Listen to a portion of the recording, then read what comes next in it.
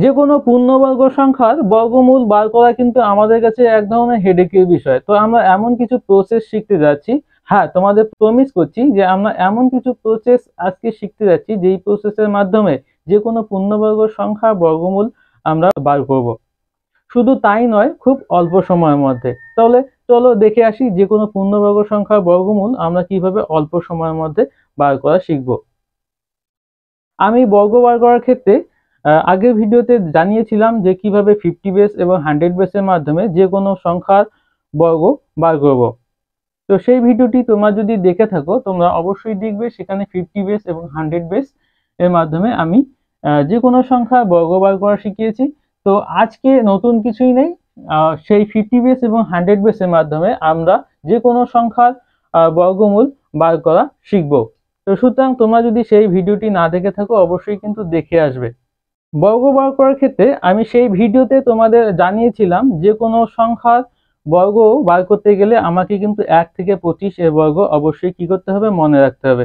এক্ষেত্রেও তাই, যে কোনো পূর্ণবর্গ সংখ্যার বর্গ বার করার ক্ষেত্রে আমাকে 1 থেকে 25 এর বর্গ অবশ্যই কি করতে হবে, মনে রাখতে হবে। তো আমি বোঝানোর সুবিধার্থে বোর্ডের এক সাইডে 1 থেকে 25 এর বর্গ লিখে রাখছি।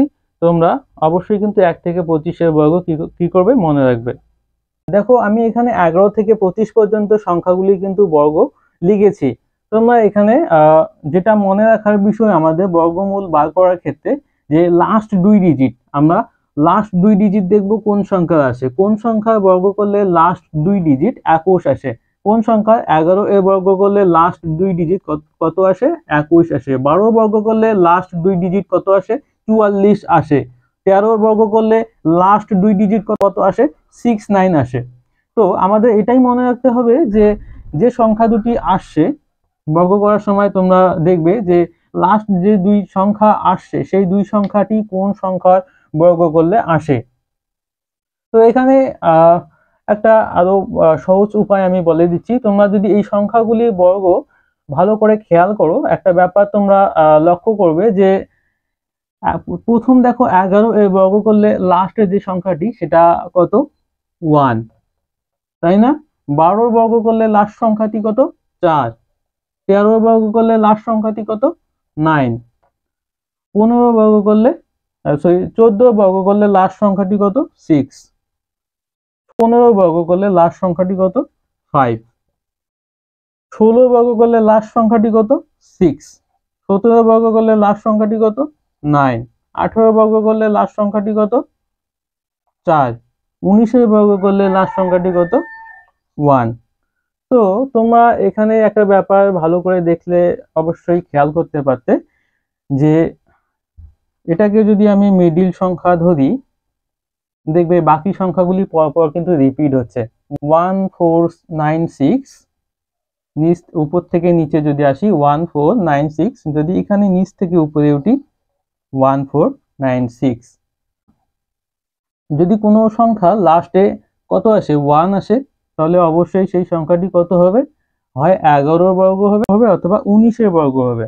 অর্থাৎ লাস্ট ডিজিট হয় 9 আসবে, নয় কত আসবে, 1 আসবে। যদি লাস্ট ডিজিট 1 দেখি তাহলে সেটা কার বর্গ করলে আসবে, যে সংখ্যার লাস্টে কত থাকবে, হয় 9 থাকবে নতুবা 1 থাকবে। এক্ষেত্রেও তোমরা দেখতে পাবে তাই। কোন সংখ্যা, হয় 2, 9, 8, হয় 2, 9, 8। 9 এর ক্ষেত্রে হয় 3, 9, 7। 6 এর ক্ষেত্রে হয় 6, 9, নতুবা কত, 4। আবার এই সংখ্যাগুলি দেখবে তোমরা যোগ করে দেখবে 10 আসবে, তাই না? তো কোনো সংখ্যা বর্গমূল করার ক্ষেত্রে ব্যাপারটা আমরা আরো ভালো করে খেয়াল করব, আরো ভালো করে বোঝার চেষ্টা করব। যদি লাস্ট ডিজিট 21 আসে, 21 বাদই দিলাম, যদি লাস্ট ডিজিট 1 আসে তাহলে সেই সংখ্যাটি কার আমরা ধরে নেব, হয় লাস্ট ডিজিট 9 অথবা 1। যদি 4 আসে তাহলে হয় সেটি 8 অথবা 2। যদি 9 আসে হয় 3 অথবা 6। অথবা যদি 6 আসে লাস্ট ডিজিট তাহলে কোন সংখ্যা করলে, হয় 14, মানে হয় লাস্ট ডিজিট 4 অথবা লাস্ট ডিজিট কত 6। তো এভাবে আমরা দেখব। আচ্ছা চলো কিভাবে আমরা সেটি বর্গমূল বার করার ক্ষেত্রে ব্যাপারগুলো খেয়াল করব সেগুলি আমি এক্সাম্পলের সাহায্যে বোঝাচ্ছি। এখানে অনেকটা তোমাদের এলোমেলো লাগতেও পারে, কিন্তু যখন আমরা করব তখন ব্যাপারগুলো কিন্তু ভালো করে বোঝা যাবে। চলো তাহলে দেখি। সেখানে আমি বলছি যে 50 বেসের মাধ্যমে কিভাবে 25 থেকে 75-এর বর্গ বার করব, এবং 100 বেসের সাহায্যে কিভাবে 75 থেকে যে পরবর্তী সংখ্যাগুলি রয়েছে 100 বা তার বেশি সেগুলোর বর্গ আমরা বার করা শিখেছিলাম। তো এখানেও তাই 50-এর বর্গ অর্থাৎ 2500 সাহায্যে আমরা যে কোনো পূর্ণবর্গ সংখ্যার আমরা বর্গমূল কিন্তু বার করা শিখতে পারি। তো প্রথম কাজ হবে আমাদের, যদি 50 বেসের সাহায্যে আমরা বার করতে যাই, তো প্রথম কাজ হবে আমাদের যে সংখ্যাটি যে পূর্ণবর্গ সংখ্যাটি বর্গ আমাদের বার করতে দেওয়া হবে সেই পূর্ণবর্গ সংখ্যাটি 2500 থেকে বড় নাকি ছোট। যদি বড় হয় তবে আমরা কি করব 50 প্লাস করব, আর যদি কম হয় তো 50 মাইনাস করব। জাস্ট আমি একটা এক্সাম্পল নিলাম 2606, এটি একটি পূর্ণবর্গ সংখ্যা, এটির বর্গমূল আমরা কিভাবে তাহলে বার করব। তো আমরা প্রথম দেখব যে 2500 থেকে এটি বেশি না কম। অবশ্যই 2500 থেকে বেশি, তাহলে আমরা সবার প্রথম কাজ হবে আমাদের 50 প্লাস চোখ বন্ধ করে লেখা। এরপর একটু আগেই বলছিলাম যে লাস্ট ডিজিট আমাদের দেখতে হবে, তো এখানেও তাই, যে লাস্ট ডিজিট আমাদের দেখতে হবে কত 01। 01 কোন সংখ্যার লাস্ট ডিজিট, তো শুধু 01, তাই অর্থাৎ আমাদের কত আসবে 1 আসবে। তো 50 কার বর্গ করলে 01 আসে, 1-এর বর্গ করলে 01 আসে, অর্থাৎ আমাদের ফাইনাল রেজাল্ট কত আসবে 51। 51। নেক্সট যে সংখ্যাটি 2704, আমাদের দেখতে হবে প্রথম কাজ এটি 2500 থেকে বেশি না কম। অবশ্যই 2500 থেকে বেশি, তাহলে প্রথম কাজ হবে আমাদের 50 প্লাস চোখ বন্ধ করে লেখা। দ্বিতীয় কাজ হবে আমাদের লাস্ট দুই ডিজিট 04, এটিকে দেখা। কোন সংখ্যার বর্গ করলে লাস্ট দুই ডিজিট 04 আসে, 02। আমরা জানি 2 এর বর্গ করলে কত আসে 4 আসে, তাহলে এটি কত হবে, কত যোগ করব 50-এর সাথে 2 যোগ করব, কত আসবে 52। এতটাই কিন্তু সিম্পল। এরপর নেক্সট যে সংখ্যাটি রয়েছে 2809, আমি যে এক্সাম্পল গুলি নিয়েছিলাম 2809, এটি 50 থেকে বেশি না কম, সরি 2500 থেকে বেশি না কম, আমরা বলবো এটি 2500 থেকে বেশি। তাহলে কি করব, প্রথম কাজ 50 প্লাস অবশ্যই লিখব। এবার দ্বিতীয় যে কাজ হবে আমাদের লাস্ট দুই ডিজিট দেখা। লাস্ট দুই ডিজিট কত, লাস্ট দুই ডিজিট 9। কোন সংখ্যা বর্গ করলে লাস্ট দুই ডিজিট কত আসে 9 আসে, 3 এর বর্গ করলে, তাহলে 3 যোগ করব, তাহলে কত হবে 53। এরপর আমি একটা সংখ্যা নিয়েছি 2304, এই সংখ্যাটি 2500 থেকে বেশি না কম, কম, তাই কি করব 50 মাইনাস করব। 50 কি করব মাইনাস, কত মাইনাস করব, লাস্ট দুই ডিজিট কত 4। কোন সংখ্যার বর্গ করলে 4 আসে, 2 এর বর্গ করলে 4 আসে, সুতরাং কত বিয়োগ করব 2 করব, তাহলে কত আসবে 48। তো এভাবে আমরা কোন সংখ্যার যে কোনো পূর্ণবর্গ সংখ্যার বর্গমূল কিভাবে বার করা যায় আমরা কিন্তু এটা শিখে নিলাম। তোমাদের মনে হতে পারে যে এত সোজা কেন করাচ্ছি, চলো তাহলে একটু ডিপে যাই। এই সংখ্যাটির স্কোয়ার রুট অর্থাৎ বর্গমূল কিভাবে বার করব চলো দেখা যাক। তো এটি 2500 থেকে বেশি না কম, সবার প্রথম কাজ হচ্ছে এটাই দেখা। এটি 2500 থেকে বেশি, তাহলে কি কাজ হবে আমাদের 50 প্লাস না মাইনাস, 50 প্লাস।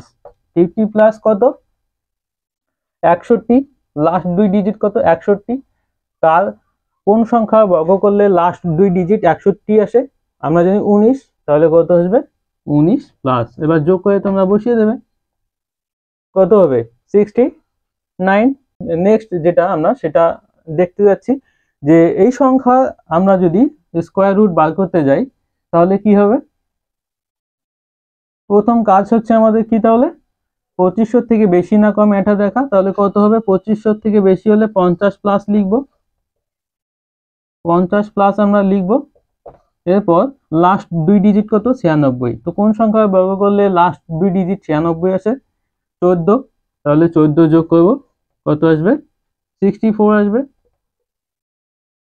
এরপর যে সংখ্যাটি রয়েছে 4624, এই সংখ্যার ক্ষেত্রে এটি 2500 থেকে বেশি, তাহলে কি করব, 50 প্লাস করব, 50 প্লাস করব, 50 প্লাস কত হবে, লাস্ট দুই ডিজিট কত, 24। কোন সংখ্যার বর্গ করলে লাস্ট দুই ডিজিট 24 আসে, দেখো কোন সংখ্যা করলে আসে, ঝটাপট দেখে নাও কোন সংখ্যা করলে আসবে। 18 এর বর্গ করলে কত আসবে, 324। তাহলে আমরা কি করব, 18 যোগ করব, আমরা কি করব, 18 যোগ করব, কত আসবে, 68।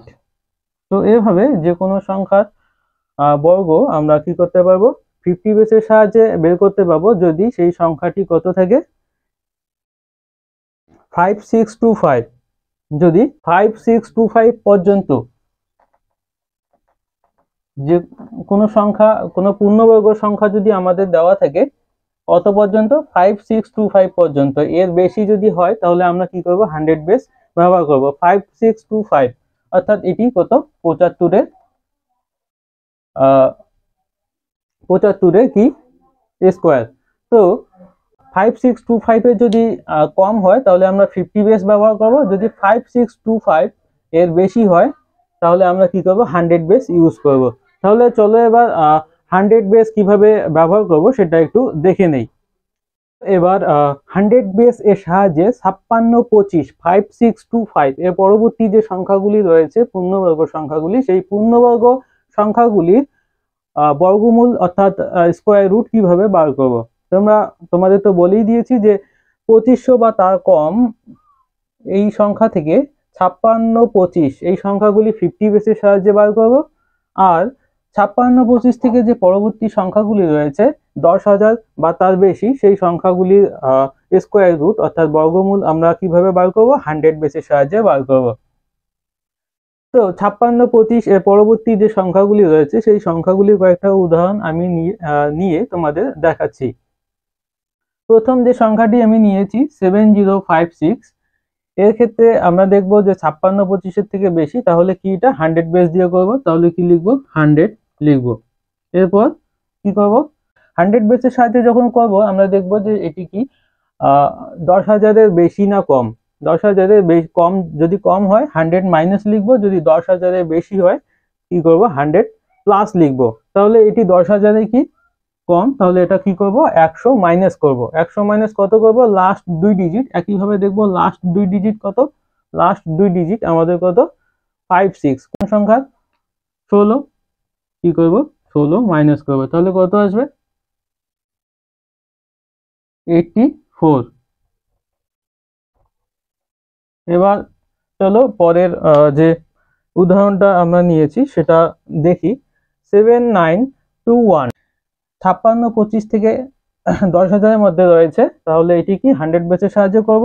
তাহলে কি করব, 100 কি করব, 100 প্লাস না মাইনাস, যেহেতু 10,000-এর কম তাহলে কি মাইনাস, কত মাইনাস করব, লাস্ট দুই ডিজিট কত, 21। কোন সংখ্যা লাস্ট, কোন সংখ্যার বর্গ করলে লাস্ট দুই ডিজিট 21 আসে, কোন সংখ্যার, কোন সংখ্যার, 11।